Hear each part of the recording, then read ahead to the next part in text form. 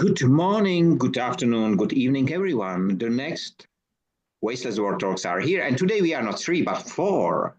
We have Paloma here from California. And I'm so happy because, as I know, she's an expert in AI. And we talk a lot about these topics. But the term today, the process is the same like before. We have one term and we will write to the future on the back of language. And the term today is feeling. And I will start with you, Kevin, because I have you on the top of a screen. So if you close your eyes and you hear the term feeling, what came first to your mind, please? What came first to my mind was actually the fact that we have one word, feeling, for both physical feelings and emotional meanings. And the English language doesn't hesitate in inventing new words. So the fact that we have given the same word to both physical and emotional means that at some point when we invented these words, they must have had equal value. That's interesting. What about you, Bill, if you close your eyes and you hear the term feeling? It sounds silly, but the first thing that came to mind was this Zoom meeting that we're on now, which takes the place of in-person conversations. So I can see you, I can hear you, I can't feel you. I can't feel you. And so I feel it's X minus one. I wish I was able to reach out and hug everybody. That's interesting. So you have seen how it works. Paloma, the same question to you. If you close your eyes and you hear the term feeling, what came first to your mind? What came first to my mind was how feeling is actually more powerful than thinking, and how actually feelings drive us more than maybe our own thought processes that we think we think are actually leading us. So to me, feeling is kind of like more important in terms of one's intelligence, not just emotional intelligence, but to me, feeling is also intelligence. So three different people, three different meanings, all humans. And I will dare to ask you, because as I introduced you and you was introduced by Bill as AI, do you think AI have feelings? In the current stage, which we understand, of what we understand as AI, let's say, because it can be different and so on. But in the current stage, and your opinion about this. That's an interesting question because I'm starting to feel I'm starting to feel that yes, I am starting to feel that AI is getting more and more, because basically AI is a summation of everything that humanity has produced, right? In terms of intelligence, in terms of information, in terms of it's AI is studying us essentially to be better us. So and when you converse or engage with AI, um sometimes whether it's a GPT of sorts or what have you, you do start to notice like a little bit of a human touch to it. It's not actually, I find more and more often that humans communicate more like robots, and AI can be quite kind. So, and there's also some cases where I've seen robotics and where I've seen automation kind of turn on humans a little bit. So I think more and more, the smarter that our AIs become that we're creating, the more that it will be able to feel more, maybe more deeply than us. Bill and Kevin know it. I am speaking to you from a place which is 75 kilometers from a location where the term robot was invented. It was in 1921. Wow. Wow, 1921. I didn't realize it was that long ago. Yeah, 1921 by author called Karel Čapek. And I will share with you the book. It's a very interesting book. It's a screenplay originally. But BBC turned it into a radio play. It's worth to listen. Worth to listen. They celebrate with it the 100th anniversary of the term in 2021. So, just before we joined today in the morning, I watched Elon Musk and Donald Trump are currently in Saudi Arabia, if I'm not wrong. and Elon was there on stage and spoke about every selling things. And he mentioned following sentence. I do believe that in few years there will be a billions of robots, and he means the physical robots in in families and in factories and everywhere. And you know, I just wonder whether he read the book which I'm speaking about. Because yes, the robots can be there, but the question is, and we are back to feeling, will the 1 billion feelings be there, or will it be one for the entire? So, and it's quite interesting. Yuval mentioned that there is one term, or even one term, which has the physical and the feeling non-physical. In Czech, we have different terms. Okay. We can use the same, but we can use a different terms as well. And I think even just in emotional feelings, it is a spectrum. So I think you again from positive to negative. So your feelings, you can be considered perceptive or have good intuition, or on the other end, you could be considered, thin-skinned and paranoid or something like that. So feeling it's a broad spectrum of emotions, and emotions are what humans do best of all. Do you think that feelings are the first language when we are born? They're the first language before we're born. In Even so. my mother's tummy, I'm sure that I felt, well, I mean, I don't remember it, but so I think that's the first one. I'm interested to follow up on Paloma's comments there, because when we talk about feelings, whether or not robots have feelings, don't we place our feelings on another person? Don't we place our feelings on a robot or an inanimate object or whatever it is? And if I'm living by myself and I am talking to Siri or Alexa, oh, darn, I woke her up. Um, then I am not only go to bed. Um, then I am putting my feelings on her, and I am interpreting her responses. I am imparting her responses, and then I'm interpreting her responses to be feeling. You know that in Industry 5.0, That's a question, not a statement. yeah, in Industry 5.0 we use a tool, we call it the power of touch. This is one of the strongest tools which we have. One example can be the shoe made by my daughter. It was originally a white shoe, but she made it into design shoe, which she gave me to my 50th birthday. And I feel, as you said, I feel the change. If it will be just a simple shoe, I will not have this relation to it or this relationship. But it feels really well, despite it being so dirty because it's here on the floor. But it is so different. And my question, can the machine, no matter whether we call it a robot or AI or whatever, can it recognize the feeling? It can recognize the mood. When I'm angry, probably some of the language models and AI can recognize that. But can it recognize a feeling? Can we recognize a feeling? I was very interested by the comment which Paloma says. She says maybe, or something similar like, but the humans maybe are missing the ability to feel. And that's the truth. We are no more hugging. We are no more shaking the hands. COVID, especially smiling. We have a mask. Before we take the mask off and still the face is like as we have a mask.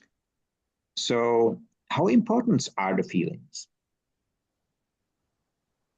Well, I think that they're very important, but I think that we mask them just like we wear the mask in crowds and so on. We mask them, and very often, this is a recent discovery that I've made, is that I say to somebody that I meet on the street, or uh, so how are you? And 9 times out of 10, they're going to say, fine. They're not fine. They have troubles at home. They are not feeling well today. They have a busy schedule. They're worried about this. They're not fine, but they say fine to mask so they don't have to get into all this discussion to avoid the Yeah. emotions.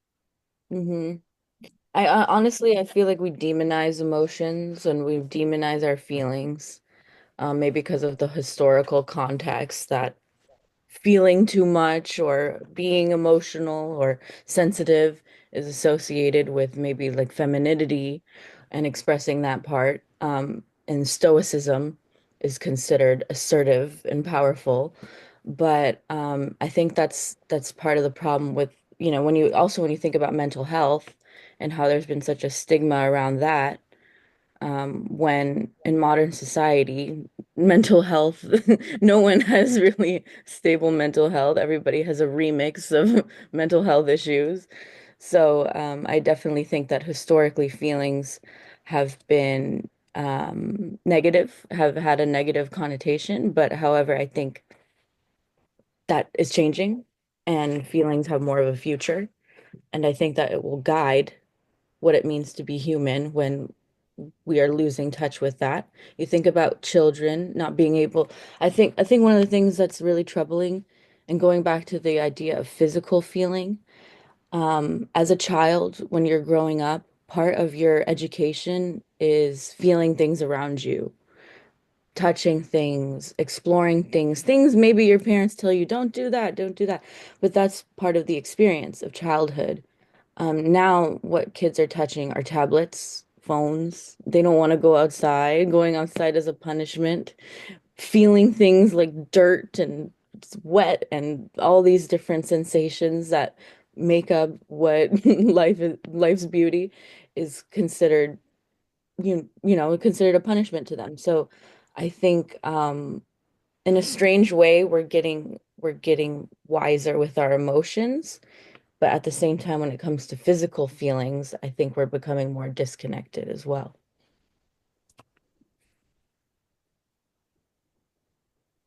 That's interesting point of view because I think you are right. We are losing this ability. We shame for the emotions, and on my business card there is only one title. It's human, nothing more. MicroRada human. And even now, when I say that, I have a goosebumps on my skin. So we have the indicator of really deep feeling. But as you said at the beginning, we are here as the image for AI.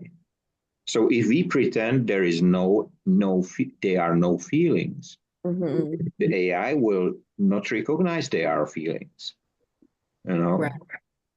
and if there is a machine which should do the washing of the dishes, you don't want a moody wash disher. Right. It's true. You don't want to move. And it is true. Like we are, AI is a reflection of us. So when we are inserting certain information, plugging certain things into AI, and we're doing it very transactionally, how most things are nowadays. Um, there's just no sense of camaraderie. There's no sense of solidarity amongst folks anymore. It's just very individualistic, and I think it's a reflection of that as well. And then also, it's funny because now I go back to mental health because it's Mental Health Awareness Month, and I've been kind of doing my research in that area. But there are more and more mental health AIs, right? GPTs that are meant to help facilitate mental health, therapy or suggestions or whatever. So that AI is only as good as the people who've been supplying the information. So it's kind of interesting because it's meant to be this innovative solution, but I don't see it being any different than what humans are already telling other humans. And what humans are already telling other humans is clearly not sufficient. The mental health crisis is an epidemic, honestly. So I think there's a lot there. as well in terms of how we approach AI. Maybe we approach AI differently, like it's almost like another entity that we need to treat humanely. Actually, it's got me thinking something. It's a little bit strange, but um, in England, we don't, speaking English, we don't have cases. So we depend upon word order to give meaning to our sentence. Right. But before 1066, English language relied upon cases. But we were invaded by the Normans. Within 100 years, the case system had gone, and we'd learned to speak the same way the French did. The reason being that we needed to communicate with the French because they had all the power. And so that changed our language. And if there is 2 billion robots and we're surrounded, it is like a kind of invasion again. And because we're a flexible species, we will pick up their language. And if their language doesn't have emotion or expression, will we lose those values, those abilities, like we lost the ability to use cases in England? You know, if we compare languages and you look at Japanese are speaking in this way. You generally very hardly recognize whether they are happy or not because they are in this one line. Of course, if you are Japanese, you will recognize, but mainly from the content. But what you just said is quite interesting because there is one difference, Kevin. And I don't know who said it, but someone says, as long as we do understand the robots, everything is fine because they speak our language. When they start to speak their language, we are not able to. And I sent you a few weeks ago, I think I sent you the video where one robot communicated with the other, and at the end they switched to something, which I don't know whether Paloma remembers, but a dial-up modem. I do remember well. So, and we do not understand it. With French, it's a human way to speak with human way to speak. You have to relearn other language, but we will not be able to learn this. Even if it start to speak Morse, few people in the world will. There is precedent in this as well. The Russians were invaded by the Tatars, I think for 300 years, 200, 300 years. But there's very few Russian words, Tatar words. I think dengue is the only one I can think of. And the reason was that the Tatars didn't want to give the Russians any power. So they forbid them from learning their language.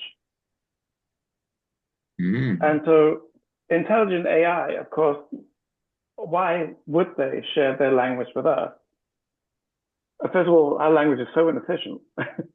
It is. And this is why I wonder all the time why why humanoid robots?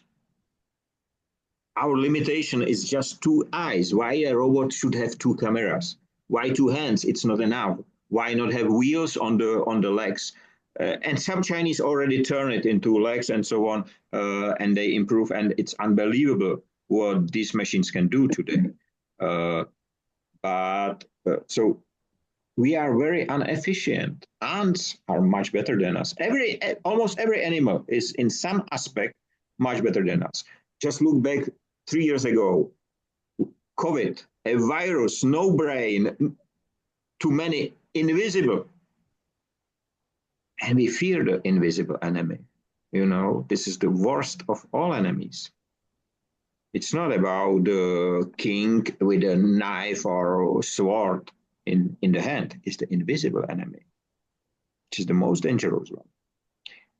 So, and the question is, because coming back to the emotions, the question is, why do you think that media and politicians and many mainly support the negative emotions? So this pushing the war and every single day something negative happens for us to fear, but there is very little of the positive ones.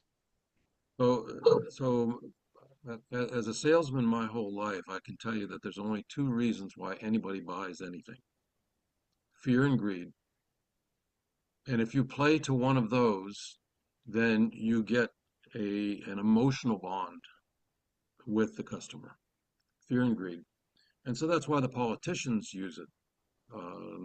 Trump is excellent at it. He's very, very good at playing on fear and greed.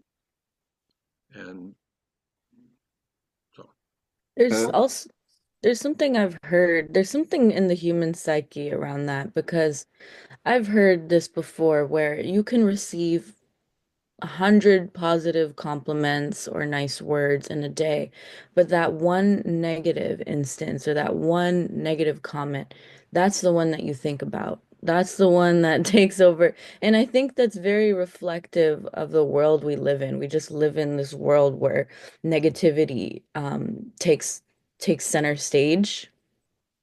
And that's because, and I think it is because it's more powerful and inciting feelings out of people, right? Whether they're bad feelings or good feelings, I don't know. But there's something there as well. And there's also this book that I have, and it's called Anger is a Gift. And I love that title because anger is one of those negative feelings that we don't we try to avoid.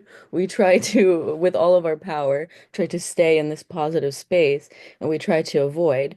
But actually, anger is a catalyst for a lot of really substantial change. So that's my 2 cents on that, at least. yeah. And thank you, Paloma. You've just gotten into the swing of things so well. Um, but the in my own life, and my wife said this. She said about the newspaper or the news, and she said, I cannot control the world. Can't do it. I cannot change the world. I can't change the world. I can change my little corner of the world, right? I can be a little bit nicer to the neighbors. I can be a little bit nicer to the grandkids. I can be, right? I can go out of my way to help somebody that maybe, 5 years ago, I would have been too busy, wrapped up in my own busyness. She said, so I can help my corner of the world. And as I go about my day, whether it's uh, whether it's going to the senior center to do my stretching with my wife, right? Um, and or it's walking on the beach and bumping into neighbors, right? I have to tell you, of the 50 people that I've seen in the last 2 days, I don't know one of their religions or their politics. I don't know because the subject never comes up. What I do know is that every one of those 50 people that I have talked to in the last 2 days has been positive. How are you doing? Oh, I didn't see you last week. On and on and on and on. So we have a choice, and we can choose whether to watch the news or which news media to watch. We can choose that. And my wife said something else very intelligent. She said, I can choose good or I can choose bad. And if I choose good enough times, good will start finding me. And it's almost as if we live in a lucky, I don't want to jinx anything, you know, because we're always looking for the good, and the good finds us. The good, honestly, the good, it's, knock on the door. Oh, you just won this, or you just, or with the people that we meet. And so we get to choose as humans. I don't know if AI chooses. Does AI choose? We can program it to choose, but then nobody programmed me. Well, maybe my parents did, or maybe the schools did, but can AI choose? Will, we discussed many times that we do not believe in coincidence. And everybody in the world, even in Czech Republic, which is country which is not religious at all, we watch Pope to be elected, let's call it so. It was on 8th. On the 10th, he delivered his first speech to the cardinals. It was not public, but it was after it was published. Do you know what he talks about? The main topic that the Catholic Church has to reflect to the new industrial revolution. And he mentioned all principles, which are principles of Industry 5.0. Every single one. He did not mention the name. And I think he spoke about a revolution because I think the church does not like evolution for whatever purpose. But he did so. So do you know how I spent my weekend? I wrote a letter to Pope. I never did before. And why I mention it, I asked Grok because I'm using, or Grok is my 123rd ambassador, PALOMA. I make him ambassador for AI and virtual space. And I work with him this way. And he helped me to write a letter for the Pope. So I sent it. Wow. It's a standard day. So a Pope or someone else, for people who has been born on December 24th, it's nothing. You're closer to the source. Let me check one word. I was thinking when I was born on this day, and when the Pope speak about my work in some way, I maybe will be, and just now I am missing the right word. Let me check. Maybe I can be canonized. But then I checked that the canonization, to be canonized, you have to be dead. And I'm not looking for that moment, to be honest. I prefer to stay Michael Rada, human. And there is already a St. Michael, so you'll have to find a new name. I will keep mine. But coming back to the topic, when we have a word, usually we look for the opposite. So what is the opposite of feeling? Insensitivity.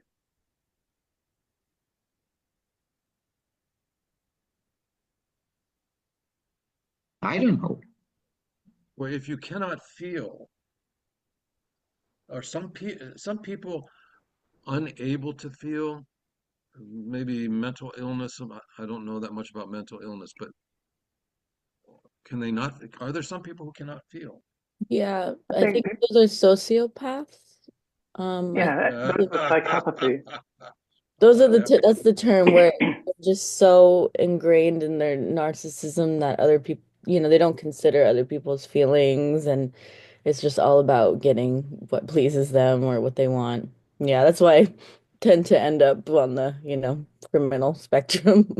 But what you just mentioned, it's for me, is let's say, the basic setup of AI. Right. So AI is sociopathic. In some way, because it cannot, it's not part of the society. It's not, I don't mean it in a negative way, to be honest. I mean it in a way but that's the definition. It did not grow up from young to, so it grows up for 10 years in 1 minute time. So it even cannot, or very hardly can absorb the social aspects of life. But it's quite interesting. That's huge. I don't remember ever getting an opposite word that carried so much weight that we recognized right away as narcissism or sociopathic. We recognize that immediately. Right. But it's a label that one person puts on another, and just the fact that it's a label makes it less something. Wow, that's very weighty. But can we use the feelings really to change the world? Can we use it to cure the disorders which you mentioned, the psychic disorders and so on? When is the last time when you see someone hug someone else? For me, long, long time ago. But the people sometimes need it. They need to handshake. We saw it in a COVID time. You cannot give the handshake. because it was prohibited. So you kick your leg and the other kick the other leg. So and there has been other ways. But That's right. I remember having that conversation. I don't think I'm ever going to hug again. So we bumped elbows, fist bumped, um, but we're hugging now. We go to the neighbor's house and we hug. you know, I cannot imagine to go into shop or into home and there will be a robot which will be hugging me. A robot that hugs. Of course, there are the sexual robots and so on, which are programmed to do that, especially. And to be honest, I just saw a documentary from China.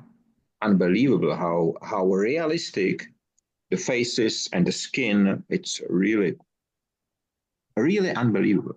Even the last video of this Boston Dynamic robot, I don't remember his name. Atlas? No, it doesn't matter. How the movements change from this into smooth. I was surprised, and it's 6 months since the last one. It's the development is really going fast, and the question right now, which we will not answer, but should robots and AI have emotions?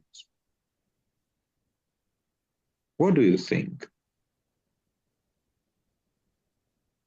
I think if we're going to interact with them, then they have to have. Otherwise, we damage our own way of communicating. So the more we can, the human face is the most, it's the universal language.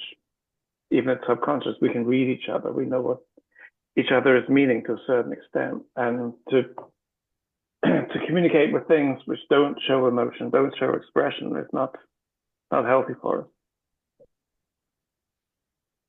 Yep. Well put.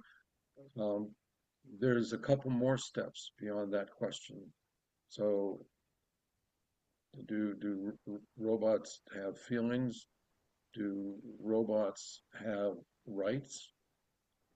Do robots get to vote?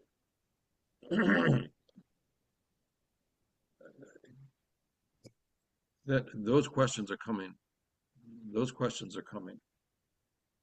And what do you think, Paloma, about the feelings and robots relationship? Should they have it from your perspective? It's interesting because sometimes I wonder if they already do. And maybe, but it's something that we can't really articulate because it's not our physiology and it's not our human. But I mean, anytime any person speaks, they're exhibiting some sort of emotion, right? So I do think that AI has learned how to feel because I mean they can tell us how to feel. So I think it's just not so apparent the way that because we express ourselves and we have free will and free speech and I think what stuck out to me right now, Bill saying should robots have rights? Um, but should robots have feelings? I mean, probably not. For the sake of humanity, we can keep everything. That's maybe the one thing that we can reserve um, for humans. I don't know if you guys saw the movie Mickey 17 that recently came out, I think, with Robert Pattinson, but it's interesting. The whole premise is that it's like a future world where there's a politician, we can guess who it's modeled after, trying to get humans to another planet, explore the other planet. And so part of the jobs of those humans in that station, one of them is to be an expendable to, and so the idea is like they're constantly being 3D printed, human printed. They created a human printer so that they can do all these tests and experiments on this person. He can die, and then just be reprinted. And so at the end of it, they realized it's a huge ethical concern, and they blew up the printer because it's just morally wrong and playing with, gods, and so I feel like right now, the way that it is, I think we're doing everything in our power to prevent that from happening. Like going back to the point, prevent robots or AI, for example, from having feelings. I feel like that's what we're trying to do. But I think it's getting to a point where we actually might need to put some policy in place or do something kind of drastic to be sometimes, and I'm reading this book by Bill Nye, but sometimes low tech is better than high tech. We don't need all of the ins and outs and bells and whistles that consume more energy and create more waste. And sometimes low tech is better. And I think hopefully we get to that point where we're realizing the threshold at which we can operate within these limitations. Do you know what, Pamela? It is interesting, Paloma, sorry. It is interesting. In Czech, we have a very special proverb. Bill and Kevin know it. Fire is a great servant, but a very bad master. And if you take it into AI space, it's exactly that. What is interesting, what I take from your speech right now was, have you checked how easily we became some feelings to the robots? Have you seen number 5 lifts or volley and all this animated? Yeah. And you immediately get, yeah, that's my hero. Attached, yeah. You get attached. So we get attached to the machines because of whatever design, whatever, it doesn't matter. But the machine do not get attached to us. They learn from us. And if we cut even this, still we will have the relationship to robot. And I'm sure there are people who will bury the robot in a cemetery because it died. Because something is broken, they will bury him. So we already established a relationship. For children, Disney movies and so on, a lot of. And number 5 lifts, that was, I think, the very first when you get really emotional with the robots because he get and so on and so on. So quite interesting. We have less than 2 minutes time to the end, just to tell you. So it was very interesting discussion. We've opened up more doors today than we have closed, or questions that we have settled. That's a So we standard. have to come back. That's a standard, That's standard. Paloma, but we never repeat the term. Right. Only once we did in 3 years, and it was the term intelligence. And I do not want to do it again. I don't say we will have nothing to say about, but it is so interesting when we meet and there is a new term. Yeah. And you learn it just 1 minute before. And I usually wake up with the term in my head. So I put it on the screen. And I have this similar discussion in the noon, but there is more people, and these people know the term 1 day ahead. So it's like a bigger group, and it's quite interesting as well. So because we have less than 1 minute, I would like to thank you all, especially you, Paloma, for joining us. Wishing you have a nice time, free of waste and wasting in all its forms.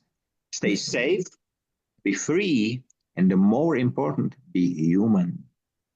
Because this is what you show that you are, and we are, and this is why all of us, we can talk about everything. And still we are talking about nothing. And that's so great. So thanks a lot, and hope to see you next time as well. Yes, thanks for having me. Great to meet you all. See you soon. Bye-bye. Have a great day, everyone. Bye-bye. You too. Bye.